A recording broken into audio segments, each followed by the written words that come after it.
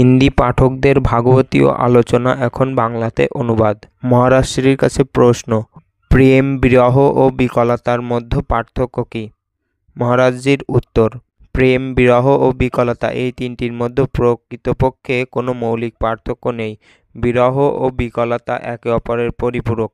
যে হৃদয়ে প্রেম উদিত হয় সেখানে বিকলতার জন্ম নেয় এবং সেই বিকলতা থেকেই বিরহের অনুভব হয়। মহারাজজি বলেন, প্রথমে নাম জপ করো। নাম জপের মাধ্যমে পাপের ক্ষয় হয়।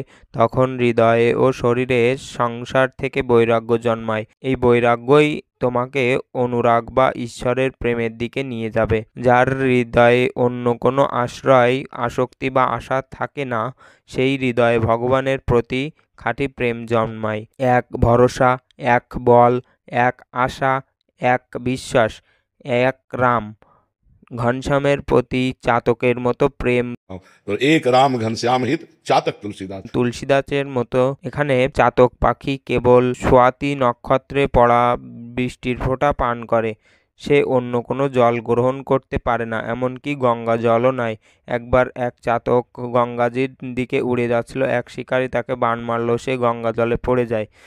তবুও সে মুখ খুলে জল গ্রহণ করল না। সে বলল, আমি কেবল স্বাতির ফোঁটার পান করি। মরেও যদি গঙ্গা জল মুখে পড়ে তবুও আমি সেই জল গ্রহণ করব না।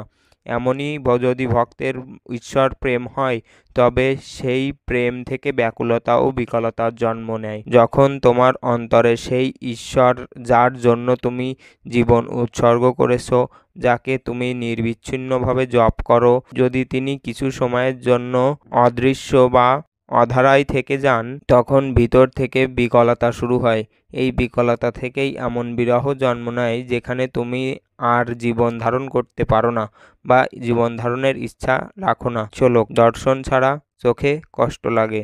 दरस बिन दुखन लागे नैन, जब से तुम बिछुरे प्रिय प्यारे, कबहु न पायो चैन। दरस बिन दुखन लागे, नहीं खान पान ते भावे है, नहीं कोमल वसन स्वभावे है, सब विषय लगे ते खारा है, हरियासिक का मग्न हरा है। विरहा প্রিয়তম ভগবানের বিচ্ছেদ আর শান্তি মেলে না। দর্শন ছাড়া দৃষ্টিও কষ্ট পায়, খাওয়া দাওয়া ভালো লাগে না, সব কিছু বিষাক্ত লাগে, এমনকি বসন্তকালও আনন্দ দেয় না। ঈশ্বর ব্যতীত সমস্ত বিষয় থেকে বৈরাগ্য জন্মায়। এই বিরহ এক বিরল সম্পদ। ভগবানের সামনে অনেকে কাঁদে, কিন্তু নিজেদের জন্য, সমস্যা সমাধান, কাজের সিদ্ধি, ব্যথা দূর করার জন্য। কিন্তু যারা ভগবানের জন্য কাঁদে তাদের কান্না জগৎকে পবিত্র করে। শ্লোক, রঘুবীর যার উপর মোহিত হন, जिस पर तुम हो रीझते, क्या देते रघुवीर, रोना सिसकना तड़पना आहों की जागीर। তাকে কান্না দেন, হাঁসফাঁস আর ছটফটানির মতো অমূল্য সম্পদ দান করেন। হা কৃষ্ণ, হা রাধা, এই শব্দগুলি যখন হৃদয় থেকে বিকলভাবে উচ্চারিত হয় তখন সেই চোখের অশ্রুতে ভূমি সিক্ত হয় এবং সেই ভূমি জগৎকে পবিত্র করে। শ্লোক, भक्तियुक्तो भुवनम पुनातु।